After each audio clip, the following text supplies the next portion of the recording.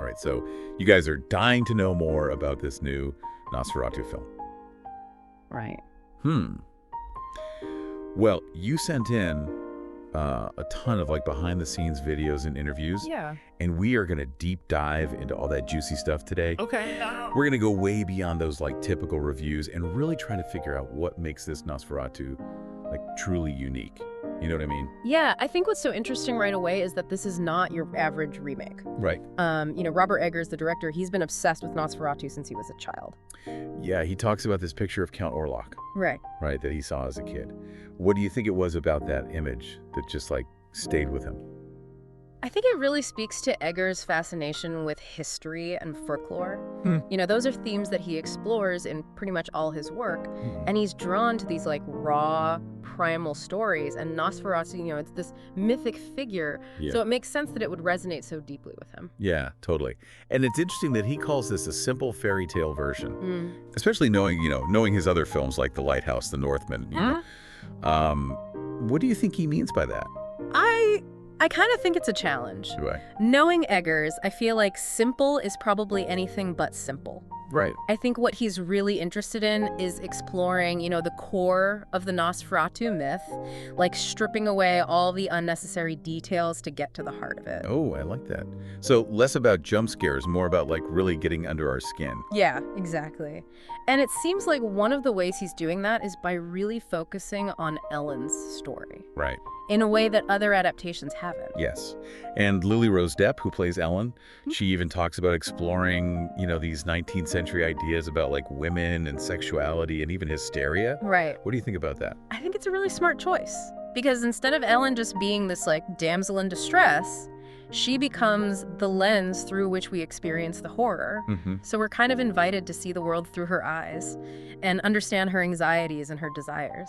Oh, interesting. I think it could add like a whole new layer of psychological depth. Yeah, for sure. And they talk about, her husband, Thomas, even though he cares for her, he doesn't really get her struggles. Do you think that adds to her sense of isolation? Oh, absolutely. It really highlights the tragedy of her situation. Yeah. She's surrounded by this darkness, both literally like in the form of Orlok and then, figuratively in terms of like these societal expectations and this lack of understanding from her husband. Right. Well, we got to talk about Bill Skarsgård as Count Orlok. The cast describes him as terrifying and powerful even before they revealed his full vampire makeup. Yeah. What do you think about how he will bring this iconic character to life?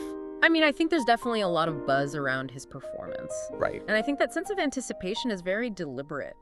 Eggers, he's a master of atmosphere and dread, so he's not just gonna like throw a monster at us. He's gonna craft this whole world that feels just really oppressive and unsettling. That's true.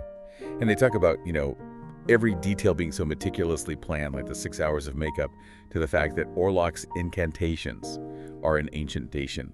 Yeah. What do you think the significance of choosing that language is? Well, it really shows, how devoted to historical accuracy Eggers is. Right. He's really known for that. And by using this ancient language, this almost like forgotten language, it's like he's grounding these supernatural elements in something real. Right. It makes it feel more visceral and almost, more believable because it's rooted in history. Yeah, for sure.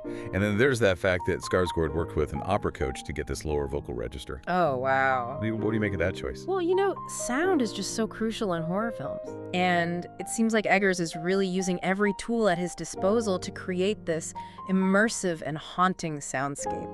And Skarsgård's voice is going to be a huge part of that. It's all about creating this unsettling presence that just gets under your skin and stays with you long after you've seen the film. Totally. Yeah. It's not just the sound, though, right? Yeah. This film is tapping into like a very visual kind of horror. Right. And the footage that we've seen hints at some like seriously creepy imagery. What are some of the things that stand out to you visually?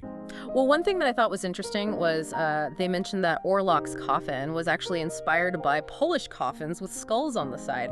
Just that image alone is very unsettling, and it speaks to the detail that Eggers is bringing to this film. Okay. I'm already getting chills. And it's not just about like scaring us, though, right? Right.